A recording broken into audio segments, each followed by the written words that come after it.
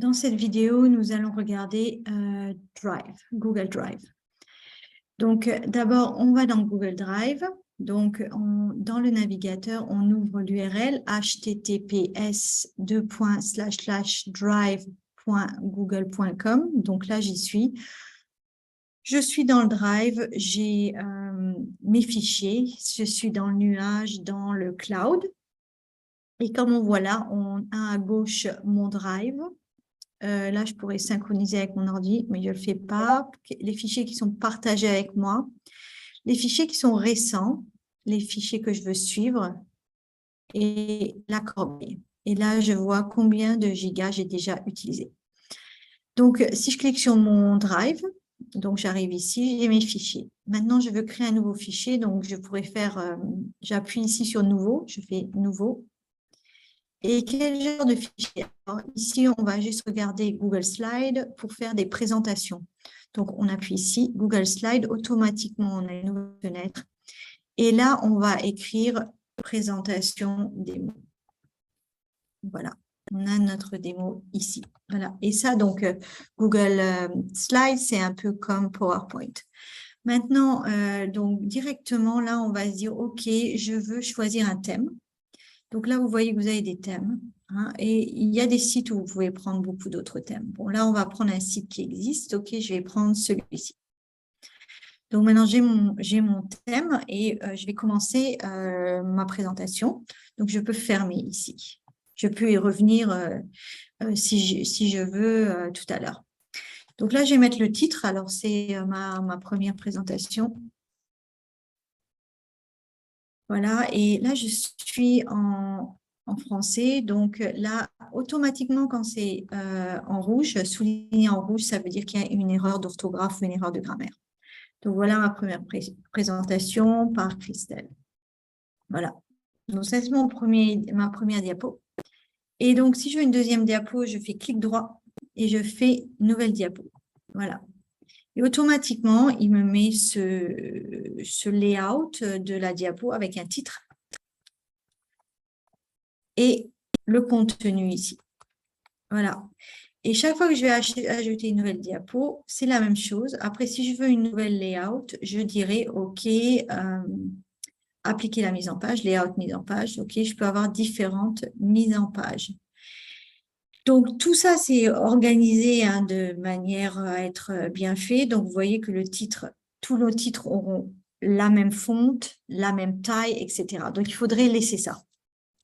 Maintenant, si je fais là mon contenu, donc dans le contenu, souvent quand on fait des présentations à PowerPoint, on utilise des puces.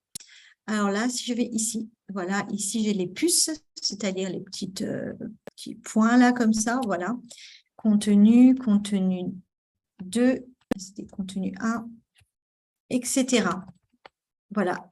Et en fait, sur des diapos comme ça, on fait des puces, on met des puces en général et aussi on met des puces et on écrit pas forcément des grandes phrases, on écrit des choses très focalisées. Voilà. OK, donc maintenant, je vais sur une autre diapo et je vais mettre une image. Donc, je mets titre image. Donc, si je veux insérer une image, je fais insertion, image et d'où je veux prendre mon image. Alors, si je veux prendre mon image du web, rechercher sur le web et je veux faire une image du Sénégal. Et là, on vous dit bien encore une fois, sélectionnez uniquement les images pour lesquelles vous disposez des droits d'utilisation. Voilà, donc je vais prendre une image. Là, je ne vais pas regarder vraiment les droits d'utilisation, hein, mais on sait qu'il faudrait le faire. Donc, je vais mettre cette photo-là du Sénégal, insérer. Voilà. Et là, elle est trop grande, donc je la fais plus petite. Alors, je respecte le ratio. Voilà, et je la change de place. Donc, si je voulais une image de mon disque dur, alors, je vais faire une autre diapo. Je vais mettre aussi image. Je vais insérer image. Importer depuis l'ordinateur. Donc, je sais que j'ai une image sur MIT. J'avais une image du Sénégal comme ça. Et voilà, là, je l'ai prise sur mon écran, sur mon ordinateur. Voilà. Et là, je la fais plus grande et je respecte aussi les ratios.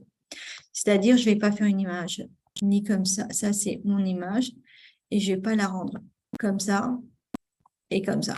Non, ça, ce n'est pas la bonne image. La bonne image, c'était cette forme.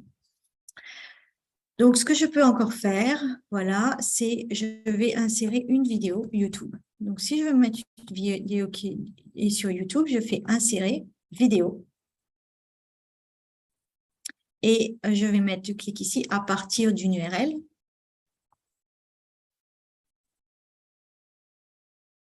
Et là, j'ai une URL que je sais d'une vidéo qu'on a faite. Et là, je fais sélectionner. Et automatiquement, la vidéo apparaît ici. Voilà.